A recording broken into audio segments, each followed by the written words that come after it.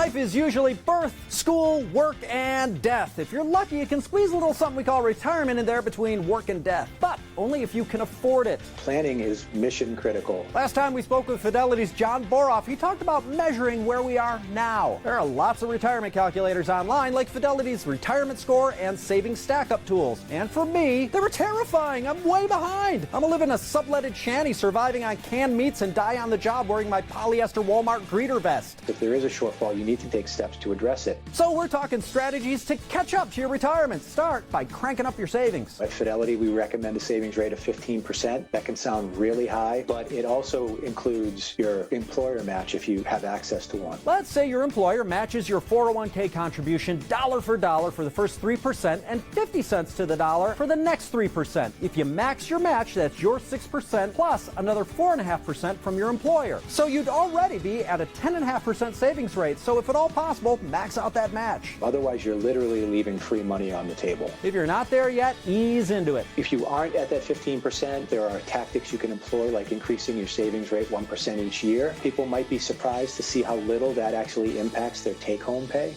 Next, just like getting your milk to cereal ratio just right, with your retirement savings plan, you want to get the perfect mix. So it's great that you're saving, but if that money isn't working efficiently for you, you're not getting the most out of it. So you want to make sure you're invested in an age-appropriate way that allows you to take advantage of growth opportunities when they're available and becomes progressively more conservative as time goes on. That's the usual strategy. When you're young, swing for the fences with some of that money because you might hit a big return. And if you don't, you have time to recover. Then, as you get closer to retirement, you pump the brakes on risk to make sure you don't lose the money you're about to live on. But if you are behind and need to make up ground, getting completely conservative too soon is not the right way to go. Everyone's situation is different, so get individualized advice from a financial advisor to find the right way to play catch-up without risking the farm. The final lever you control is when to retire. Working longer has benefits. The first and most obvious one is that you can continue to save, and that includes catch-up contributions that kick in at age 50. It also allows you to stay on your employer's healthcare plan for longer, which is saving you money, a healthcare cost in retirement. And then the third thing is that it makes it a little easier to wait until full retirement age to take your Social Security benefits. If you were born during or after 1960, you can start collecting Social Security as early as age 62 and receive 70% of your retirement benefit. You get 100% of the benefit at age 67, and if you wait until 70, you get 124% of your benefit. So you can keep saving using employer-provided benefits and get more money when you finally do hang up the cleats by working longer. But no matter what, don't bury your head in the sand. People who have